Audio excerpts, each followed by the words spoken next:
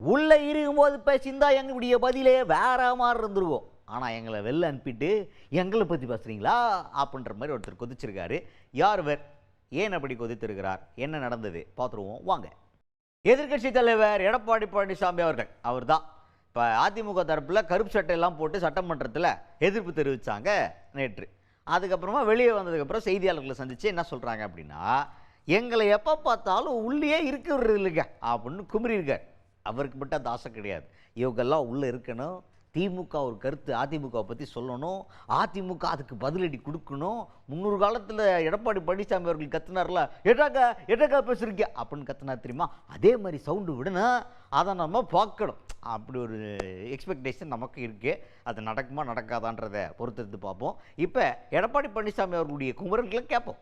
உண்மையிலேயே இந்த முதலமைச்சருக்கு தில்லு திராணி தெம்பு இருந்தா சட்டமன்றத்திலேயே எங்களுக்கு பேசுவதற்கு வாய்ப்பு அளித்து அதற்குண்டான பதிலை அவையிலே பதிவு செஞ்சா அவரை நாங்கள் வரவேற்போம்.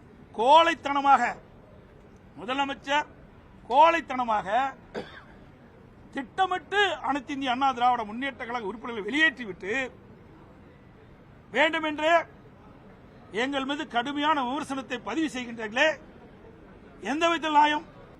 எங்களுடைய உரிமையை பறிக்கின்ற பொழுது ஜனநாயக முறைப்படி அறவழியிலே இதை கண்டித்து நாங்கள் வெளியிடப்பு செய்கிறோம். அதை கிண்டிலும் கேலியுமா பேசுறார் திரு ஸ்டாலின் அவர்களே. நீங்கள் எதிர்க்கட்சி தலைவராக இருக்கின்ற பொழுது, நான் முதலமைச்சராக இருக்கும் போது எத்தனை முறை நீங்கள் வெளியிடப்பு செய்தீர்கள்?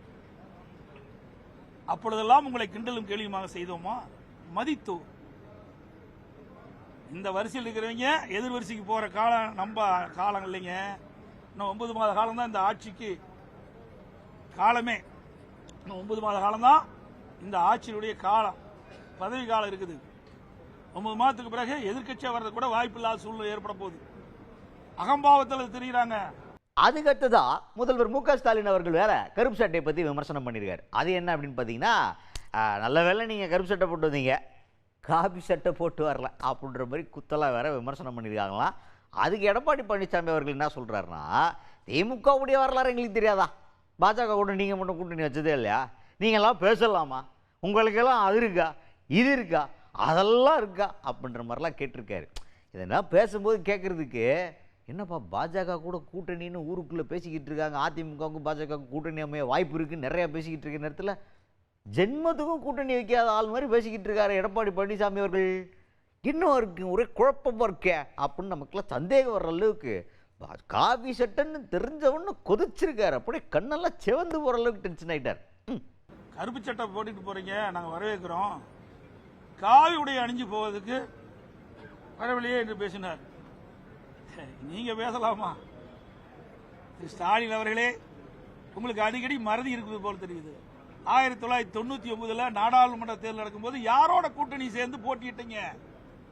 கேவலமல்ல, வெக்கமா இல்ல? சூடு சுரண வெக்கமான ரோசம் இருந்தா ஒரு மனிதனுக்கு இது பேச வேண்டியது கூடாது. தான் என்ன செய்தோம் என்பதை உணர வேண்டும், தன் முகத்தை கண்ணாடியிலே பார்க்க வேண்டும், பிறகுதான் அடுத்தறிவித்து குறை சொல்ல வேண்டும். அந்த தகுதி இல்லாத ஒரு முதலமைச்சர் இன்றைய முதலமைச்சர். எங்களை வெளியேற்றிட்டு நீங்க பேசியிருக்கிறீங்க. எங்களை அவையிலே இருக்கின்ற பொழுது எங்களுக்கு பேசுவதற்கு வாய்ப்பு அளித்து நீங்கள் பேசியிருந்தால் தக்க பதிலடி கொடுத்திருப்போம்.